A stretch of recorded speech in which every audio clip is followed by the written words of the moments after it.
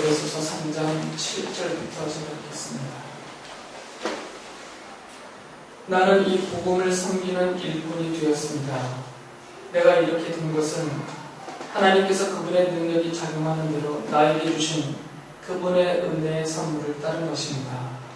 하나님께서 모든 성도 가운데서 지극히 작은 저보다 더 작은 나에게 이 은혜를 주셔서 그리스도의 헤아릴 수 없는 부요함을 이방 사람들에게 전하게 하시고 만물을 창조하신 하나님 안에 영원전부터 감추어져 있는 비밀의 계획이 무엇인지를 모두에게 밝히게 하셨습니다. 그것은 이제 교회를 통하여 하늘에 있는 통치자들과 권세자들에게 하나님의 갖가지 지혜를 알리시려는 것입니다.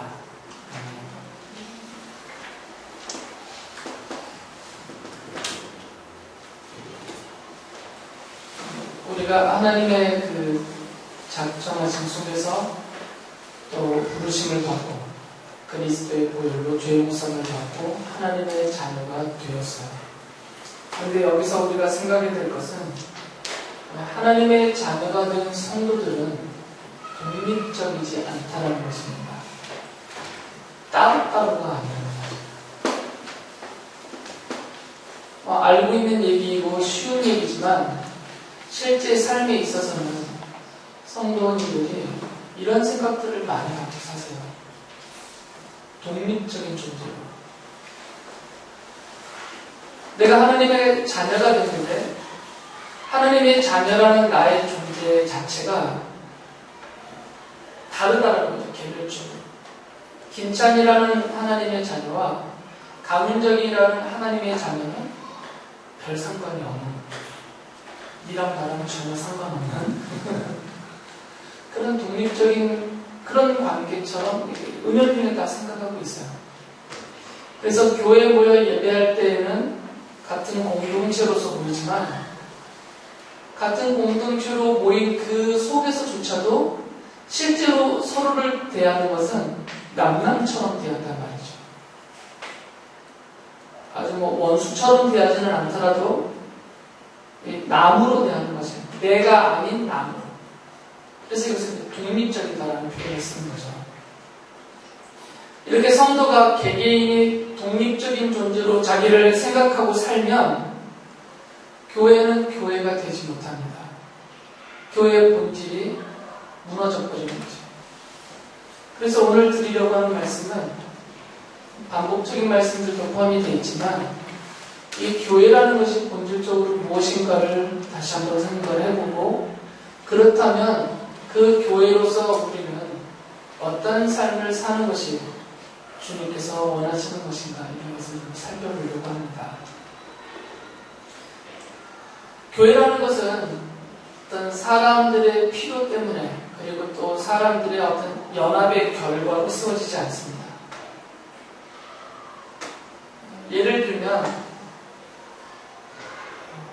학원, 우리 문등에는 좋은 학원이 별로 없지만 만약에 여기에 학원이 생겼다, 영어 학원이 시사영사? 이런 거 제가 아는 게 그거밖에 없으니까 지금도 그게 1등인지 모르겠는데 시사영어사가 이 문등에 영어 학원을 냈다.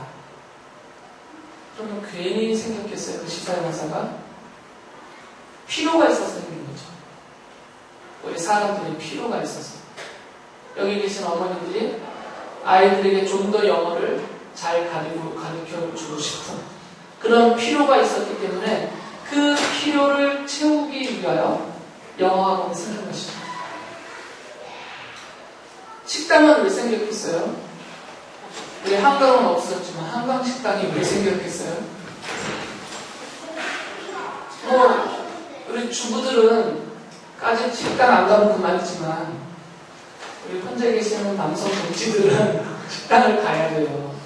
집에서 혼자 먹는 것도 힘들어서. 그러니까 음식을 누가 만들어준 음식을 먹어야 될 필요가 있는 분들이 있다는 거죠. 그러니까 이 필요 때문에 식당이 만들어지는 거죠. 이 세상에 있는 어떤 조직, 어떤 집단, 어떤 건물 이런 것들은 다 필요 때문에 생겨나는 것들. 어떻게 되겠어요? 생겨났다가도 없어지는 거죠. 여기 문등에 예전에 볼링장이 있었어요. 아시는 분 계세요? 근데 지금 없어졌어요. 왜 없어졌을까요? 필요가 없어서. 소수 몇 사람의 필요 갖고는 볼링장이 운영이 안 되기 때문에 대중적인 필요가 없어지니까 볼링장이 없어졌어요. 우리 문등에 극장이라는 게 아주 덕담 하나가 비디오폰 같은 거 하나가 있어요. 지금 이제 2개 생겼구나. 여기 뭐 CGV가 들어오겠어요, 근데? 그 정도의 필요가 없단 말이에요, 여기에는. 그러니까 모든 건물, 모든 집단, 또 모든 모임 이런 것들은 우리 인간적인 사람들의 필요 때문에 생겨나는 것들이에요. 그리고 또 우리 문등에 요즘은 이제 거의 불 꺼진 것처럼 돼버렸지만 하나로 축구회가 있었어요. 아주 셌어요. 이 동네 일대를 편정했었는데 한동안. 지금 없어졌어요. 그래서 주표 아빠는 공짜로 위에까지 나가잖아요. 지금 여기 있었으면 여기서 탔을 텐데 요즘도 가요? 정성이야. 이 축구 동호회 이런 것도 공을 차고 싶은 사람들의 필요가 있기 때문에 그 사람들의 연합으로 만들어진 거죠. 문릉에 무슨 산악회가 이런 거 없대요. 위에는 산악회가 있어요. 산악회는 등산하고 싶은 사람들이 어울려 하고 싶어 하는 그 필요 때문에 그들의 연합으로 만들어진 거죠. 그러니까 우리 인간 삶에서 생겨나는 어떤 조직이든 집단이든 건물이든 무엇이든 간에 우리 인간은 사람들의 필요와 그들의 연합에 의해서 다 만들어지는 것들이에요. 그러니까 이게 생겨나느냐 없어지느냐라는 것은 사람들의 필요와 연합이 있느냐 없느냐로 다 결정되는 거죠. 그렇다면 교회도 그렇게 봐야 될 것이냐는 거죠. 교회. 이 교회도 하나의 집단이고 연합체이고 모임인데 그럼 이 교회라는 것도 우리 사람들의 필요 때문에 그리고 그 필요를 아는 사람들의 연합 때문에 세워진 것이냐라고 봐야 되나라는 문제예요. 어떻게 생각하세요? 제 질문에 함정이 있죠? 어떻게 대답하면 맞는 것 같고 또 저렇게 대답하면 아닌 것 같고 표면적인 드러나는 모습으로 보면 필요 때문에 생겨졌어요. 왜 그러냐면 성도들이 생겼으니까. 그리고 이 성도들이 예배를 해야 되기 때문에 성도들의 예배의 필요에 의해서 교회로 모였단 말이죠. 그리고 구원받은 성도들의 연합체로 교회가 형성이 됐어요.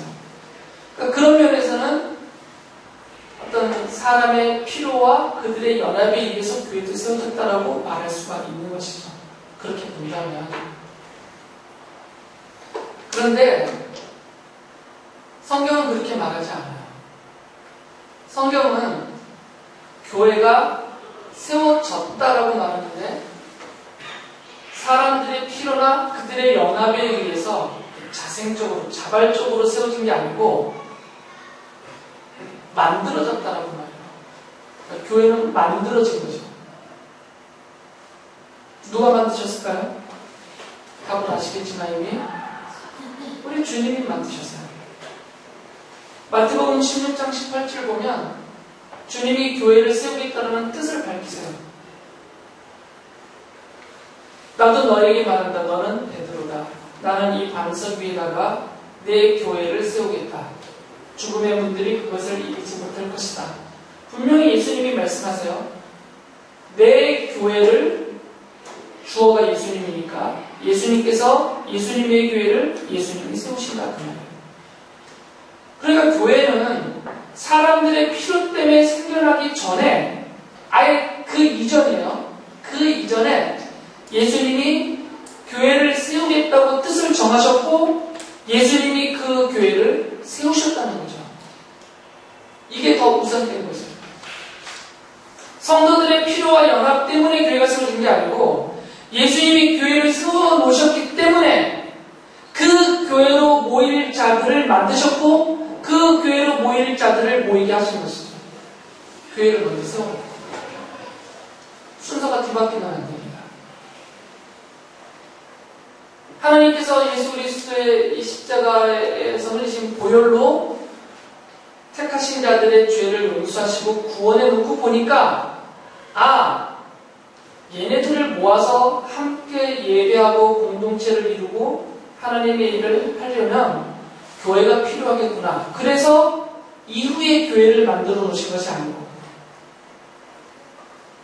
주님이 먼저 내가 교회를 세우겠다라고 교회라는 것 그 자체를 예수님이 뜻을 정하시고 세우셨단 말이죠. 이게 먼저 된 거죠. 그래서 교회는 주님께서 세우셨어요. 그러면서 주님이 이 교회를 내 교회라고 하셨죠.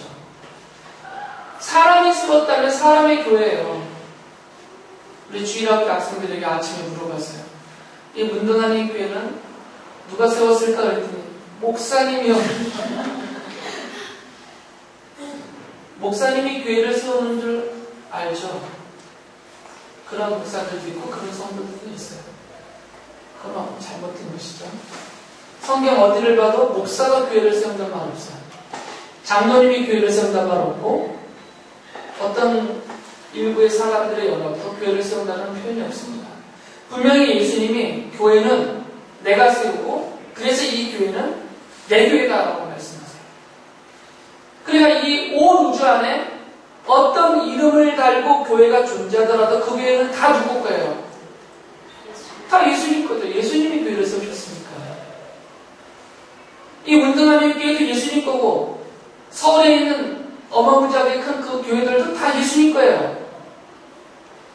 너무나 아주 단순한 이야기인데 그리고 명백한 이야기인데 이게 자꾸 잊어지는 거죠. 그래서 교회가 자꾸 자기네 거라고 싸워요. 교회가 목사님 거라고 하는 파와 장로님 거라고 하는 파가 붙어서 싸워요. 이런 일들이 벌어진단 말이죠. 교회 안에서. 아니 예수님 거를 왜 자기 거라고 하고 싸우냐고요. 말이 안 되잖아요. 성경을 가르치는 분이든 듣고 배우고 따른다라고 하시는 분들조차도 이 근본적인 주님의 말씀을 싹 지워버리고 자꾸 거기다가 자기 이름이나 어떤 그룹을 넣어서 자기의 것으로 삼으려고 하는 것이에요. 이것을 잊지 말아야 된다는 거죠.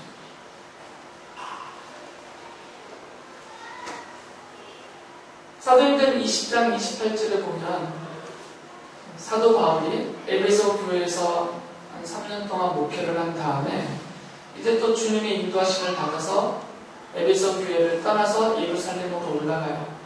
그런데 예루살렘으로 올라갔다가 다시 에베소 교회로 돌아올 수 없다라는 것을 알기 때문에 에베소 교회의 리더들, 장로님들과 지도자들을 모아놓고 그들에게 고별의 인사를 하는데 거기서 이런 말을 바울 사도가 합니다.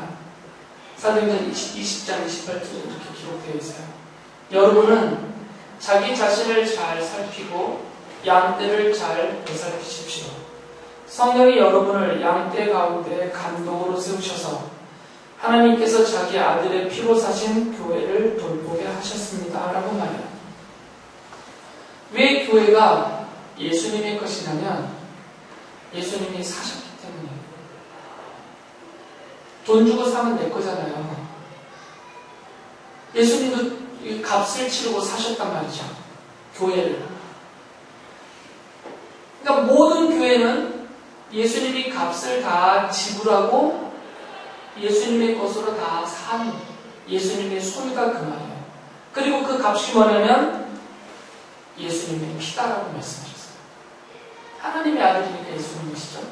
예수님이 십자가에서 흘리시는 피가 대가로 지불되고 그 지불된 값으로 예수님이 모든 교회를 다 사버리셨어요. 이 문등교회들에서 예수님이 피 흘리심으로 이미 사버린 예수님의 것입니다. 10만 명이 모이든 50만 명이 모이든 예수님이 값을 지불하시고 이미 예수님의 교회로 예수님의 소유권이 이미 다 넘어간 거죠. 예수님께. 교회는 그래서 예수님의 것입니다. 예수님이 세웠고 예수님이 값을 그 피로 치우셨고 내 것이다라고 예수님이 이미 선언을 하셨어요.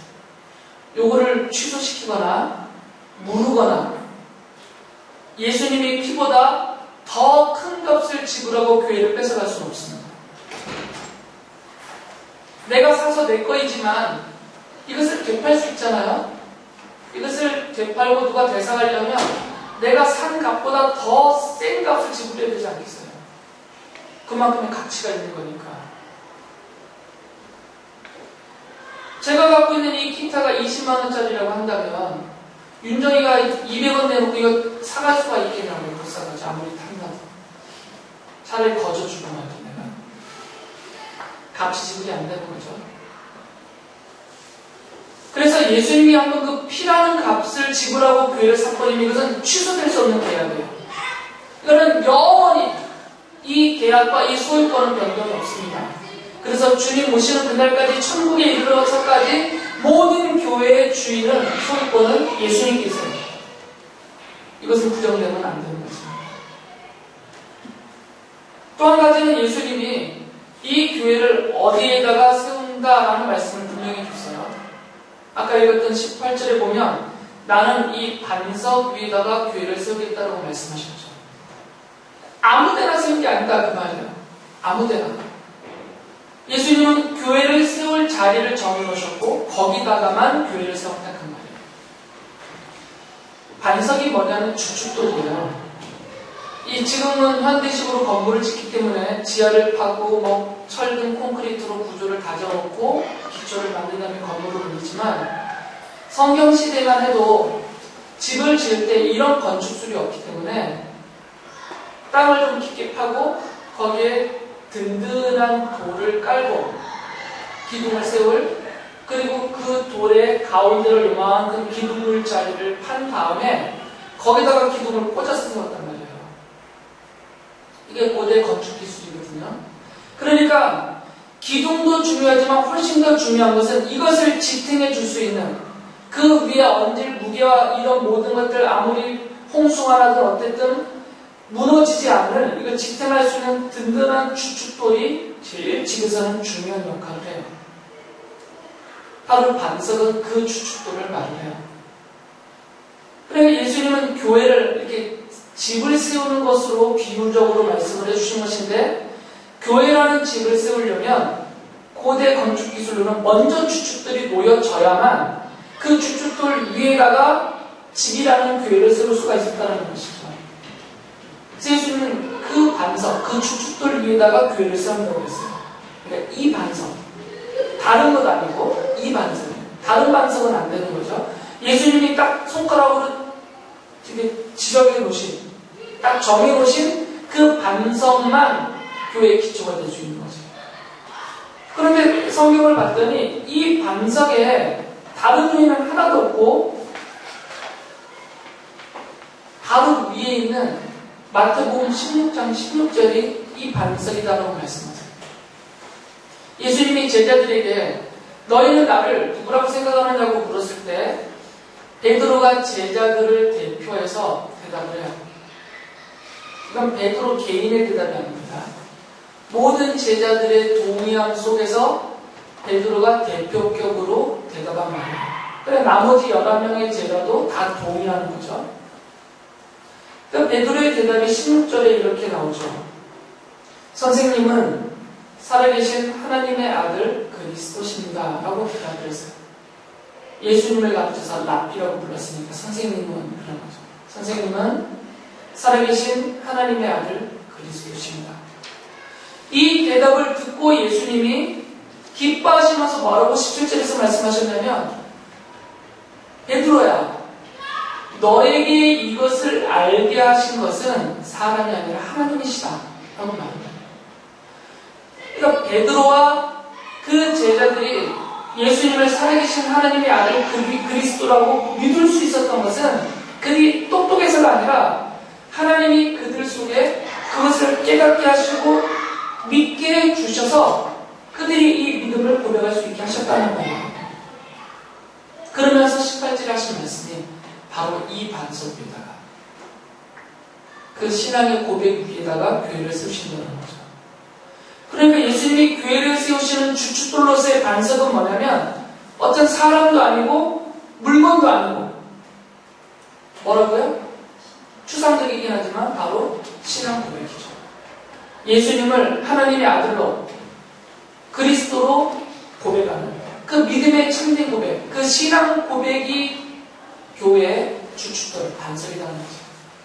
다른 말로 하면 이런 참된 신앙의 고백이 있다면 그 자리에는 바로 교회가 세워진다는 거죠. 거기 위에 세운다고 하셨으니까. 신앙 고백만 있다면, 바른 신앙 고백만 있다면 그 자리에 예수님이 약속하신 대로 바로 교회를 세우시는 거죠. 그래서 북녘 땅에도 교회가 있는 거죠. 건물은 없지만 지하교회, 가족교회가 그래서 세워져 있습니다. 그들은 건물로서의 교회는 없어요. 조직체로서 어떤 교회는 없습니다. 그냥 가정에서 서너 명이 모여서 예배 드려요. 몰래 숲속에서, 몰래 산속에서 소수의 몇몇 사람들이 모여서 그냥 예배를 드려요. 그런데 예수님은 그것을 교회라고 부르시더라고요. 그래서 우리도 그것을 교회라고 부르는 거죠. 왜 거기가 교회냐면 건물은 없지만, 돈은 없지만, 어떤 조직체는 없지만 그들이 참된 신앙의 고백을 하고 있기 때문에 거기가 교회가 되는 것이죠. 우리가 지금 교회로 불리워질 수 있는 이유는 이 월세가 지불되고 있는 이 건물이 구색을 갖춰져 놨기 때문에 교회가 된 게 아니고, 우리들의 입에서 예수님이 하나님의 아들이시고 그리스도라는 이러한 참된 신앙의 고백이 되어지고 있기 때문에 교회로 존재하는 것이에요. 반대로 말한다면 아무리 수천 평의 10층 이상 되는 그런 큰 건물로서의 교회를 세워놨다고 하더라도 그 속에 1000명, 2000명, 10,000명이 모인다고 하더라도 만약에 그 안에 단 한 명이라도 예수께서 살아계신 하나님의 아들이시고 그리스도라는 고백을 하는 사람이 없다면 그건 교회가 아니다 그 말이죠.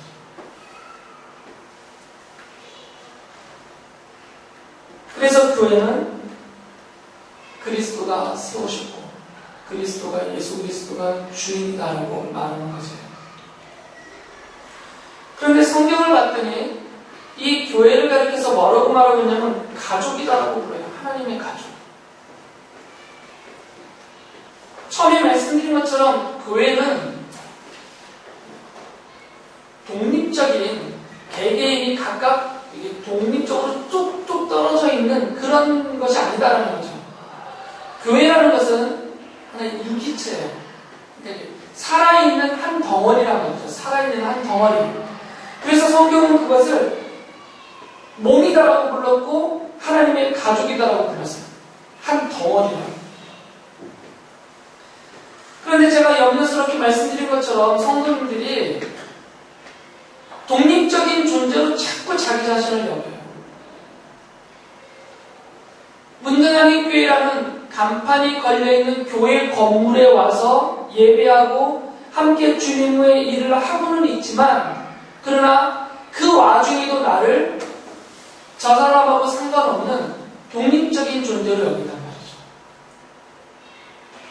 지연이하고 윤정이가 사이좋게 앉아있지만 얘네는 스스로 생각하기에 너랑 나랑은 남이야 이렇게 생각하고 산단 말이에요. 실제로. 그렇지? 그렇잖아. 안 그런 척 같은 거. 그럼 니네가 서로 나눠갖고 살아야 돼. 핸드폰도 막 바꿔야 돼요. 가족은 그렇게 살잖아요. 저희 나연이 있었을 때는 나연이 옷을 지연이가 입고 지연이 옷을 나연이가 입고, 이제는 소연이가 덩치가 커져서 소연이가 언니 거 입고 막 그러잖아요.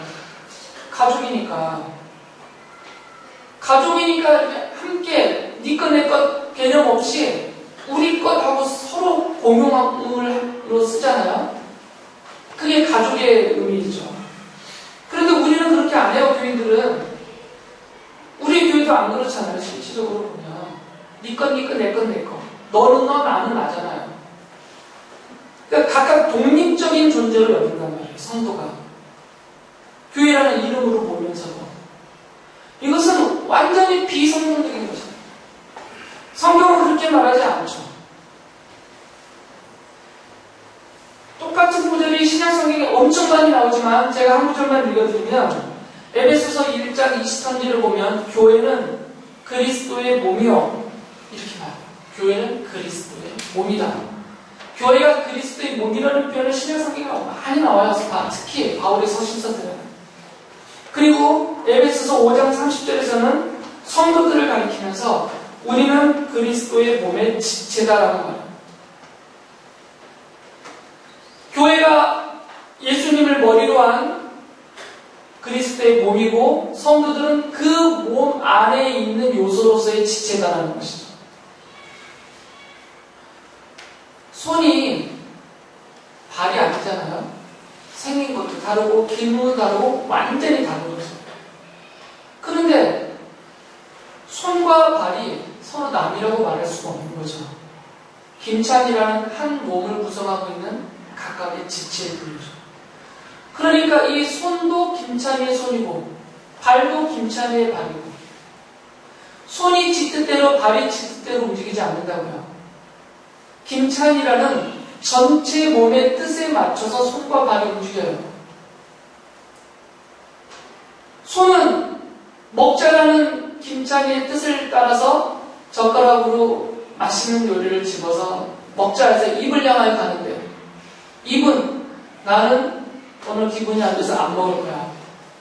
이게 말이 안 되잖아요. 유치한 표현이지만 그런 게 어디 있어요. 생김새도 다르고 똑 잘라놓고 보면 전혀 다른 존재에 똑 잘라놓고 보면 그렇지만 이것이 한 몸으로 구성되어져 있을 때는 같이 움직인다는 거죠.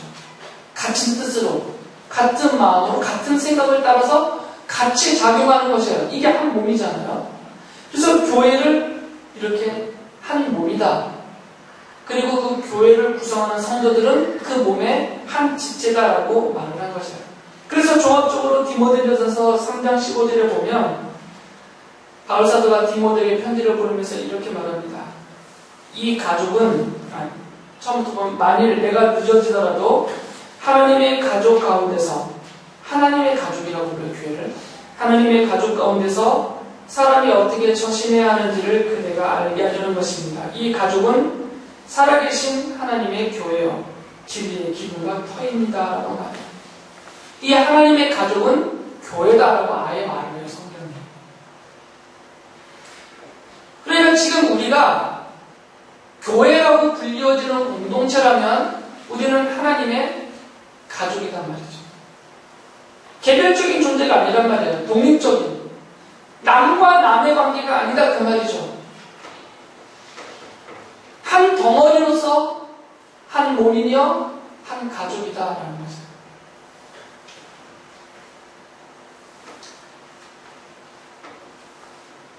만약에 손과 발이 따로 놀면 그런 사람을 가리켜서 뭐라고 그래요? 장애인이라고 부르죠. 손과 발이 같이 움직이지 않고 따로 놀면 이건 장애인이에요. 내가 원하지 않는 행동들이 손과 발이나 몸을 통해서 자꾸 나타나면 그것은 장애인이라고 부른다고요. 그러니까 교회가 하나님의 가족으로 한 몸으로 한 식구로 이렇게 움직여져야 되는데 개별적으로 독립적으로 따로따로 딴짓을 하고 있다 그러면 문등한인교회라고 모여있는 우리의 이 지역교회는 장애인인 것입니다. 온 세상에 장애인 교회가 넘쳐납니다. 지금 그래요.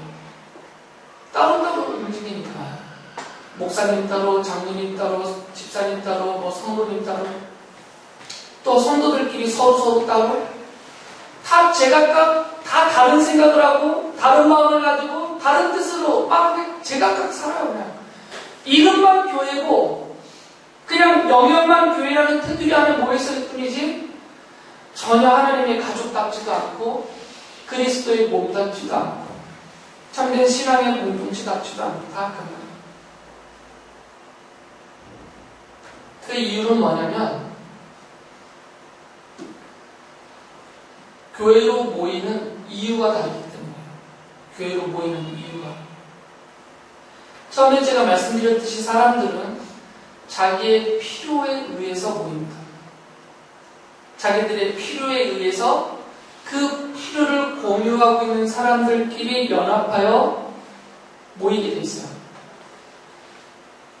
모든 사람이 다 그렇습니다. 이건 우리의 본성이에요. 그러다 보니까 얼떨결에 교회로 모였는데 우리 사실 얼떨결에 모였잖아요. 뭐 계시 받고 오신 분 계세요? 문등하는 교회 안 가면 죽는다거나 뭐 위협받고 온 거 없잖아요. 지금 어쩌다 보니까 모였잖아요. 우리가 지금 어쩌다 보니까 문등 와서 살게 되고, 어쩌다 보니까 누구 따라서 교회 나오고, 어쩌다 보니까 다 모였어요. 처음부터 뭘 알고 모인 게 아니에요. 우리가 어쩌다 딱 모였는데, 모이고 봤더니 각각의 필요가 다른 거죠. 우리는 소수 몇 명 안 되니까 그다지 부딪힐 일이 없어요. 근데 막 대형교회를 가면 별의별 사람이 다 모이잖아요. 사는 배경도 다르고 갖고 있는 것도 다르고 생각도 다르고 하여튼 아주 다양한 각색의 사람들이 다 모여있어요. 교회 안에. 그 사람들 다 어떻게 온 거거든요. 거기 그냥 정신없이 와봤더니 다 다른 거예요. 근데 그나마 그 와중에 자기의 필요가 맞아떨어지는 그런 사람들이 있어요. 발견한 거죠. 그러니 그 사람들끼리 뭉치는 거죠. 이렇게 뭉치고 봤더니 나의 필요와 생각과 다른 사람들끼리 또 저기 뭉쳐있어. 쟤네도 또 저기 뭉쳐있고 저것들도 뭉쳐있고 그 다음부터 다 저것 이제 나중식으로 그러니까 따로따로 뭉쳐있으니까 그 다음부터 어떤 일이 벌어지겠어요? 대립이 되는 거죠. 뜻이 다르니까. 아니 우리 집에서도 엄마와 딸 사이에서도 뜻이 다르고 대립이 돼요. 오늘 예림이가 와서 내가 너무 좋은데 예림이하고 오민수 정도님도 대립관계에 있단 말이에요. 뜻이 다르니까. 이제 3살밖에 안 된 예림이도 자기의 뜻이 있어서 대립을 해요. 엄마랑 감히. 다 큰 어른들이 모여서 다 뜻이 다르는데 거기 자연히 대립될 수밖에 없단 말이죠. 그래서 교회가 막 갈갈이 찢어지는 거예요. 손이 떨어져 나가고 발이 떨어져 나가고. 교회라는 마당 안에 시체가 넓은 거예요. 서로 다 잘라버렸어요. 그리고는 정신을 못 차리고 손이 잘려져 나가서 내가 김찬이다라고 소리 지르고 있는데 숨만 떨어져 나가고, 발이 떨어져 나가서 발이 막 발치다면서 내가 김찬이다 서로 그러고 있단 말이에요. 손을 가려서 넌 김찬이 아니고 내가 김찬이다 이러면서. 이게 오늘날 교회의 현실인 것입니다. 안타깝게도 남 얘기만은 아니에요. 우리 교회 안에서도 벌어지고 있는 일들입니다. 주님이 그렇게 보실 걸 뻔하기 때문에요. 그래서 빌립보서 2장 2절에서 바울 사도가 빌립보 교회에게 이렇게 권면을 해요. 여러분은 같은 생각을 품고 같은 사랑을 가지고 뜻을 합하여 한 마음이 되어서 내 기쁨이 넘치게 해주십시오. 라고 말해요. 제발 같은 생각을 갖고, 제발 같은 사랑을 갖고, 제발 같은 뜻을 갖고, 제발 한 마음이 되세요라고 권면하는 것입니다. 그런데 바울의 이 말은 불가능합니다. 사람들이 나의 필요라는 목적으로 모이는 한 절대로 이것은 안 돼요. 죽는다고 안 돼요. 일은. 여러분, 이 각각의 인간은 필요의 모양이 다르고 필요의 정도가 다르기 때문에 절대 일치될 수가 없어요. 우리 20명이 모일 때들은 일치가 안 돼요. 이것은. 그러니까 바울 사도가 여기서 말하는 같은 생각, 같은 사랑, 같은 뜻은 우리들의 인간적인 필요하고는 상관없는 것이죠. 우리들의 인간적인 필요를 합쳐라. 사람의 생각을 합쳐라. 인간적인 사랑을 합쳐라. 그래서 하나가 되어라. 이 말이 아니죠. 그건 불가능한 일이기 때문에 안 되는 일이죠. 그런데 바울이 이렇게 권면하는 이유는 이게 가능하기 때문에 권면하겠죠? 방법적으로? 그 방법은 뭐냐면 필요 자체를 바꾸라 그 말이에요. 내가 원하는 것, 나의 필요 자체를 바꿔버리라 그 말이죠. 지금 내가 갖고 있는 필요로는 일치가 될 수가 없어요. 절대로. 바울이 말하고 있는 그 필요는 바로 복음입니다. 하나님이 교회를 세우신 이유를 알라 그 말이에요. 예수께서 왜 그 피를 쏟으시면서 왜 교회를 세우셨느냐, 이 땅에다가. 교회를 세우신 이유에다가 그 필요를 맞추면 일치된다 그 말이죠. 여러분, 주께서 교회를 세우신 뜻은 하나니까. 우리 예수님이 십자가에서 죽으시면서 우리들을 교회로 부르시고 또 이 땅에 교회를 세우실 때 아주 다양한 수만 가지의 뜻을 갖고 그렇게 종합적으로 교회를 세운 게 아니란 말이죠. 예수님은 아주 단순하게 한 가지의 뜻을 이루기 위해서 교회를 세우셨어요. 그러니까 예수님이 교회를 세울 때부터 정하신 뜻이 하나이니까 그 뜻에 다 맞춰버리면 일치가 된다는 말이죠. 그 뜻이 뭐냐면 바로 복음을 전하는 그 말이에요. 우리는 별로 시큰둥하겠지만 이게 예수님의 말씀입니다. 에베소서 3장 7절 보면 사도 바울이 자기 자신을 가리켜서 이렇게 말해요. 나는 이 복음을 섬기는 일꾼이 되었습니다. 라고 말해요. 바울은 하나님의 복음만 전하는 일꾼이 되었다라고 말해요. 그러니까 바울이 어떤 메시지를 전하든 기적을 베풀든 누구를 섬기든 이유는 하나밖에 없어요. 오직 한 가지. 복음을 전하기 위해서요. 복음을 전하기 위해서 전도도 하고, 복음을 전하기 위해서 병자도 고쳐주고, 복음을 전하기 위해서 구제됐다 그 말이죠. 이런 것들은 방법이고 그 이유와 목적은 오직 한 가지예요. 복음을 전하는 것에 있어요. 자기는 그런 일꾼이 되었단 말이죠. 근데 바울이 거기서 끝나지 않고 그런 나를 하나님이 사용하셔서 모든 사람에게 이 복음을 전하게 하셨다라고 말해요. 아까 읽어드렸죠? 3장 8절 9절 보면 하나님께서 모든 성도 가운데서 지극히 작은 자보다 더 작은 나에게 이 은혜를 주셔서 그리스도의 할일 수 없는 부유함을 이방 사람들에게 전하게 하시고 만물을 창조하신 하나님 안에 영원전부터 감추어져 있는 비밀의 계획이 무엇인지를 모두에게 밝히게 하셨습니다. 하나님이 자기를 복음의 일꾼으로 삼아서 자기를 통해서 하신 일은 그 복음을 전하는 것이다 그 말이에요. 그러면서 뒤에서 뭐라고 말하냐면 왜? 목적을 말해요. 왜 하나님이 자기를 복음의 일꾼으로 삼아서 모든 사람에게 이 복음을 전하게 하셨냐면 10절이 그것을 말해요. 그것은 이제 교회를 통하여 하늘에 있는 통치자들과 권세자들에게 하나님의 갖가지 지혜를 알리시는 것입니다. 라고 말하죠. 교회는 바로 바울의 복음 전도함을 받고 하나님의 자녀된 사람들의 공동체를 말이죠. 아까 설명해드렸던 것처럼 그렇게 바울의 전도를 통해서 그리스도의 속죄 은총을 입고 하나님의 자녀된 사람들이 이제 교회로 모이게 하셨고 이렇게 교회로 모아서 하나님의 가족이요 그리스도의 몸으로 믿음의 신앙 공동체를 하나님이 모아놓으셨는데 그 모아놓으신 이유가 뭐냐면 그들을 통하여서 그 교회를 통하여서 뭘 하려고 하셨냐면 하나님의 갖가지 지혜, 곧 복음이에요 이게 하나님의 말씀. 이 복음을 전하게 하기 위해서다라는 것이죠. 거기에 나오는 통치자들, 권세자들은 불신자들, 세상 사람들에 대한 대명사로 사용되고 싶은 해요. 다른 말로 하면 하나님이 교회를 세우신 이유와 목적은 이 복음을 사람들에게 전하게 하기 위해서다라는 것이죠.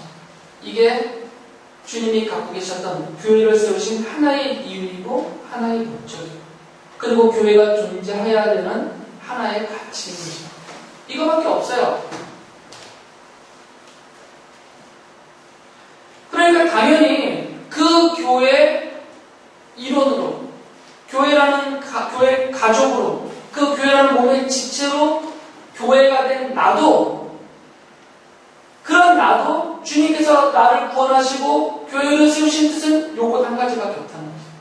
나를 통하여서 복음을 전하는 거죠. 나를 통하여서 복음을. 여러분이 인정하든 인정하지 않든 이제는 모여있는 여러분들은 주님께서 교회로 삼아주신 분들이에요. 주님이 우리가 잘해서가 아니라 주님이 교회로 삼아주셨다면 여러분을 교회를 세우셨다면 주님이 교회를 세우실 때 갖고 계셨던 이 한 가지 뜻을 이루기 위해서 그 목적을 위한 수단으로서 우리를 다 교회로 삼고 부르셨다는 거죠. 이게 우리가 살아가야 되는 삶의 이유이고 우리 삶의 가치. 이렇게 뜻이 합쳐지면 교회는 하나님의 가족다워지고 교회다워질 수가 있다는 것이죠. 그런데 여기에 덧붙여 주신 말씀이 있어요. 주님의 뜻을 받들어서 복음을 전하려고 해봤더니 너무 부족한 게 많아요. 여러분이 복음을 전할 때 부딪히는 한계들이 있잖아요. 어떤 분들은 낯이 너무 심하게 가려서 다른 사람하고 얼굴 마주대는 것도 힘들어요. 어떤 사람은 말 주변이 없어요. 말만 하려면 그막 겪는 일을. 그럼 어떻게 복음을 전하겠습니까? 또 멀리 있는 누구를 찾아가서 복음을 전하고 싶은데 거기까지 가야 될 교통비가 없어서 못 갈 수도 있어요.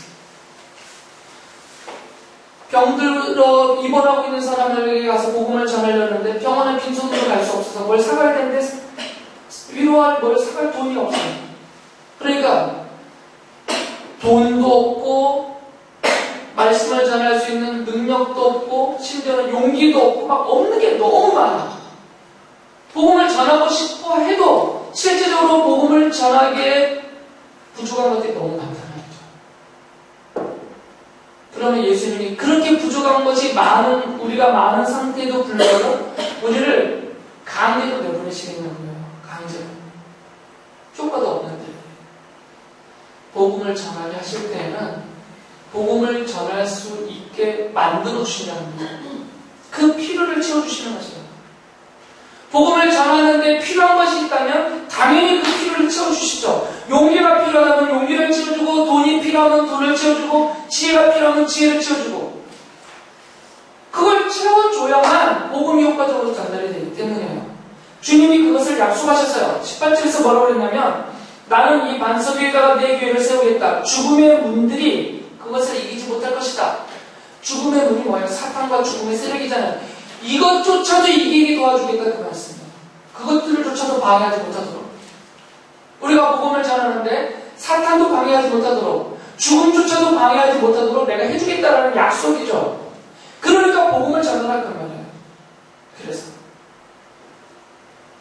근데 우리는 이렇게 자세를 갖죠. 채워주면 나갈게요. 용기를 주면 갈게요. 차비를 주면 갈게요. 말주변을 주면 갈게요. 채워주면 갈게요. 그래요. 채워주면. 근데 그렇게 안 해요. 예수님은. 나아가면 다 채워줘요. 나아가면. 예수님이 제자들을 둘둘 짝을 지어서 이스라엘 땅으로 다 흩어보내면서 전도를 하게 했어요. 복음을 전하라고. 그때 예수님의 말씀을 듣고 복음을 전하러 가는 제자들에게는 아무것도 없었어요. 돈도 안 주셨어요. 능력도 없었어요. 막 두려운 마음으로 나갔습니다. 다. 그런데 정작 그들이 전도를 다 하고 돌아와서 예수님한테 뭐라고 보고를 했냐면 우리가 가서 복음을 전했더니 귀신도 떠나고 귀신도 굴복했다 이거예요. 지금 병자들이 일어나고 회개하고 돌아오고 상상도 못했던 일들이 그들 앞에 벌어졌던 거죠. 복음을 전하러 나갈 때는 아무것도 갖추고 있지 못한 사람들이 나갔어요. 그런데 갔더니 그런 일들이 벌어지는 거죠. 그래서 예수님이 그들이 복음을 전하러 가는 동안 다 채워준 것이죠. 필요한 것들. 이것은 오늘날도 마찬가지입니다.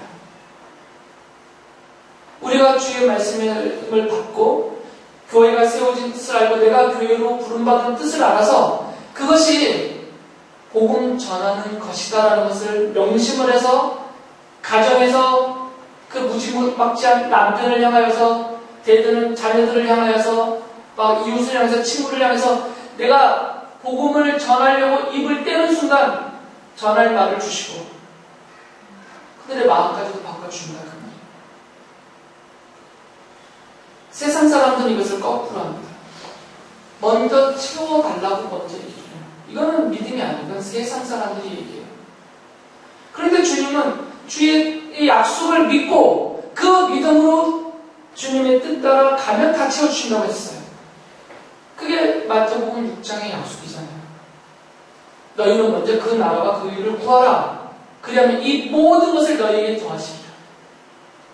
우리의 필요는 나가면 다 채워주신단 말이죠. 복음의 성공을 위해서.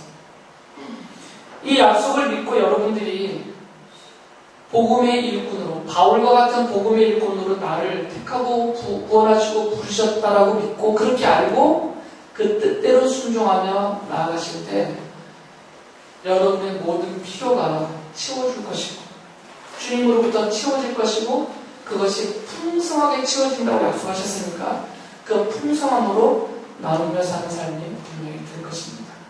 그럴 때 우리가 교회다워지고 우리 교회가 교회다워지고 우리를 교회로 세우신 주님이 기뻐하시게 될 것입니다.